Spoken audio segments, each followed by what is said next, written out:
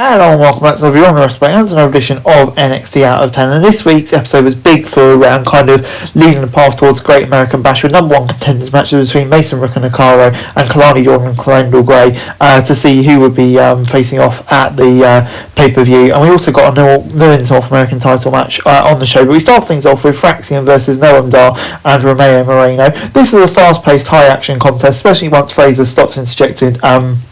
He could really get into the action and work with Axiom fully. Romero worked desperate to save Dar multiple times in the contest, showing that he could keep up Fraxian's frantic pace. Dar and Romero finally got control late, blocking both men in ankle locks at the same time, but Fraxian broke free. Romero almost caught Fraser again with a small package after a suplex, but Fraser kicked out this time. Dar and Romero hit a double stand side fall for another near fall.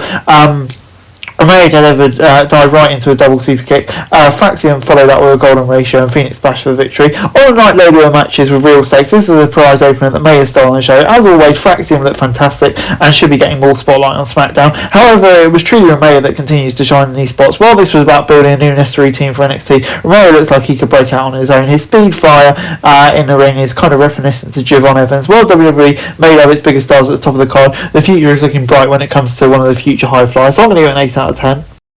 We then got the number one contenders for the NXT Championship, Mason Rook versus Nakaro. The two men hit head throughout this contest, where Naruki found himself outsized by his opponent. Whether the former Evil had answers to wear down Rook, he could not keep him down, allowing the big man to rally. Rook almost sealed the win after hitting Naruki with a running Coast Death Valley driver and setting up his finisher. Cam Hendricks arrived to distract Rook, who walked right into Easter.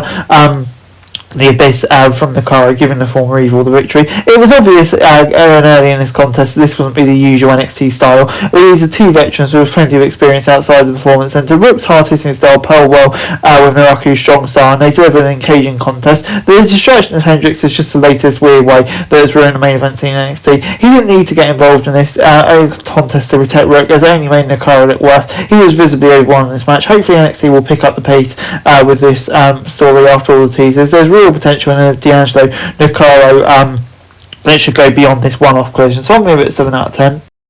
We then got the number one contender for the Women's Championship, Kalani Jordan, taking on Kendall Gray. Jordan tried to sneak attack Gray to start the match, but she ducked it and went right on the attack herself. The two familiar competitors answered each other's best offense once again. Jordan nearly stole the win by countering shades of Gray into a pin with her feet on the ropes, but the ref caught her. Gray went for a dive, but fell into a super kick, followed by a 5-star frog splash for a near fall. When Jordan went for a springboard, Gray pulled her down into an armbar that nearly forced a submission. Jordan locked in the Hass of Pain.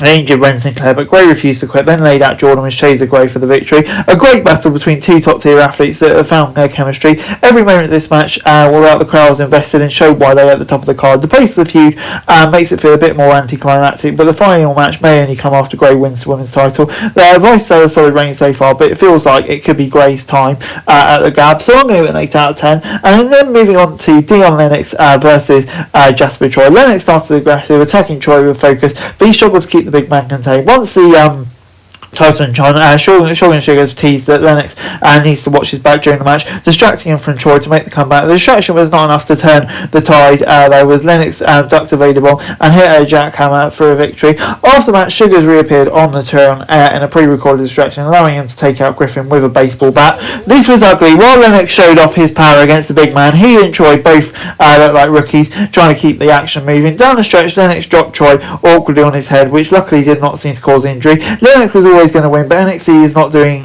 Troy any favours with recent losses. The big man shouldn't fall this often and quickly. The build to Shogun versus Lennox has worked consistently, though it is mirroring D'Angelo's own dismantling the dark state a bit too much. So I'm going to give it a 4 out of 10.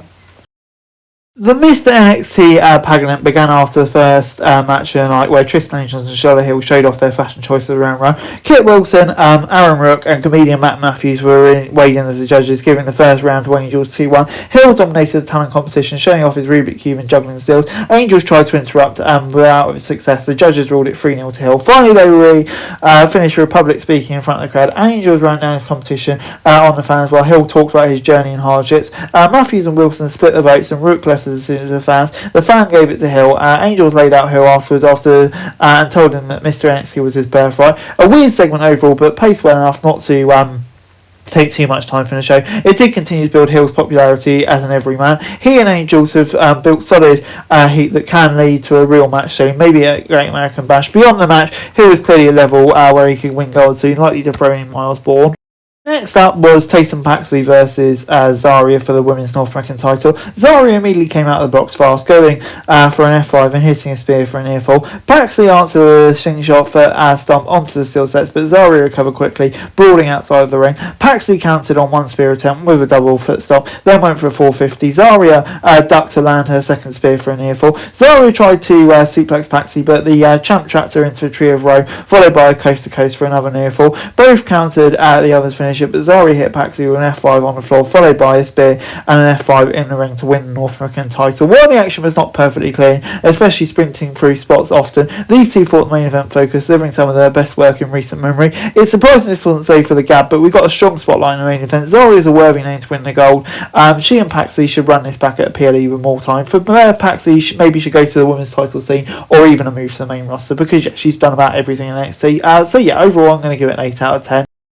Overall, NXT gets an 8 out of 10 from me. If not for the Lennox Troy running longer than it should in a pregnant segment that was awkward, this would have been a perfect episode of NXT. Everything else was tightly contested and elevated wrestlers involved. Fraxium helped make a new rising tag team in Dar and Moreno. Naraka and Mason Rook shined by a slightly lackluster finish. Gray and Jordan delivered another great match in their ongoing rivalry, solidifying a potential new NXT Women's Champion. Finally, the main event gave Zarya a title chance, defeating Paxley in a fun battle. This is a good NXT in a long time, solidifying a key star that are making this generation of NXT matter. So yeah, good stuff for this video. Thanks very much for watching. Remember to like, share, subscribe, follow us on our socials, link in the description below for daily wrestling news, meme and content. Subscribe to our other channels on screen right now, that'd be greatly appreciated. Thanks very much for watching. Peace out.